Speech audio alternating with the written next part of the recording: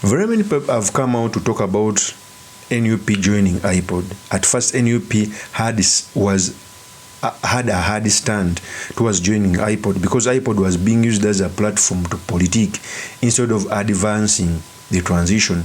The main aim as to why NECF and IPOD were brought by the Netherlands Institute, it was because of transition. But now the state is using it to arm suit as opposition leaders by taking selfies with other opposition leaders. So they brought a law that for anyone to access political party funds, he has to be in an IPOD summit. And the IPOD summit, you clearly see that General 7 uses it to arm suit opposition leaders. Instead of sitting on a table as equals, he comes as their superior. Even the sitting arrangement, whenever he comes, they sit on the side, he sits in the middle. He arrives late so that he can greet anyone. Okay? Yet in the IPOD, you must be equal. So, yesterday, the Secretary of NUP came out to talk about why they joined the IPOD. And for me, I think it was a mistake for the NUP not to join IPOD so that they can lose the 5.1 billion. 5.1 billion can do a lot for a party. NUP is a poor party. Atawa chitiwa kutesa mugenda kutesa kuchi mwe Museveni kutesa kwe kuno okukwene bamawo ngwechi oyagala sente meka ate ffe tuli mwezo style so aba IPOD twabagamba era nga betwagamba wetuze tugamba abantu abalala bonna era tuli basanyufu teba IPOD batuuliriza ne batitawana kumala sente zaabwe. In any case baade bakwesa nnyo IPOD okulimba abantu ntitukolagana ne Museveni. Munajjukira nti ne bakaleekezi ba Museveni badenga bagamba IPOD mulya sente za IPOD bawa sente kale basebo ne banyawufa balya sente za IPOD twazigobye naye ne tugigoba mwebale nnyo mwe. You cannot deny to go in IPOD and also lose out on the funding. So for me, I keep on telling people that such laws that have eyes to arm twist the NUP are bad. Because political party funding is a right. It's not supposed to be subjected to any attendance. Political parties worldwide are funded. In fact, let me first play with the top as RUBONGOYA was highlighting on why they joined IPOD. Here's the tape. Parliament. Siza Museveni ng'omuntu. Sente ezo zamiwa omusolo. Era mu mawanga over 100 countries amawanga agasukka mu 10 mu nsi. Amawanga ago gafundinga political parties okuzisobozesa okutambuza emirimu gyazo okusinziira ku numerical strength.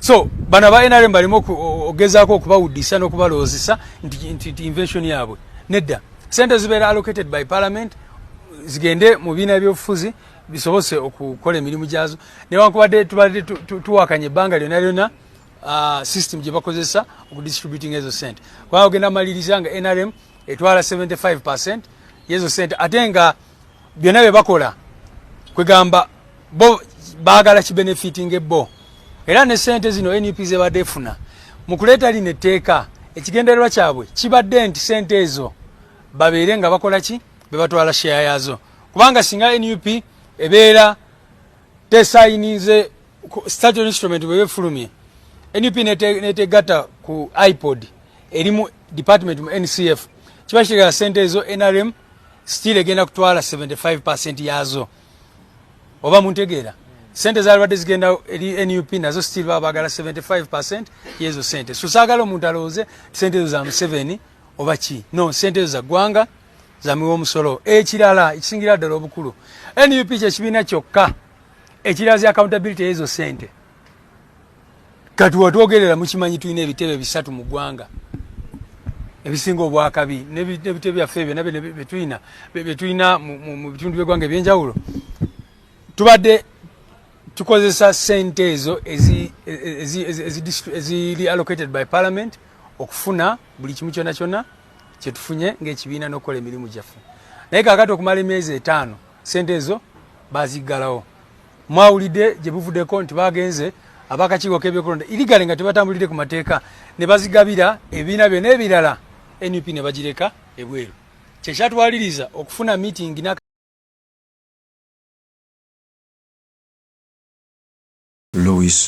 RUBONGOYA. Okay?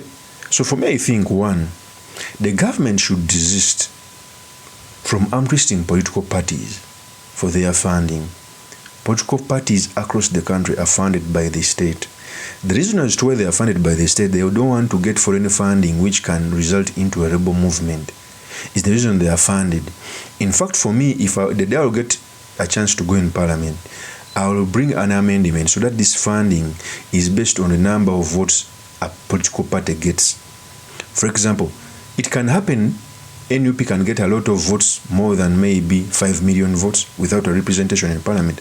That party needs a funding. For example, in Kenya, the funding of political parties is tagged on your number of votes. What they do, they add a presidential vote, how many votes that were gotten by all your MPs, councillors, etc. And you get a funding depending on the percentage of the vote. I think that is fair. Of course, they have a threshold. They can go like that any political party that gets 400,000 votes and above is entitled to funding. Quote me right.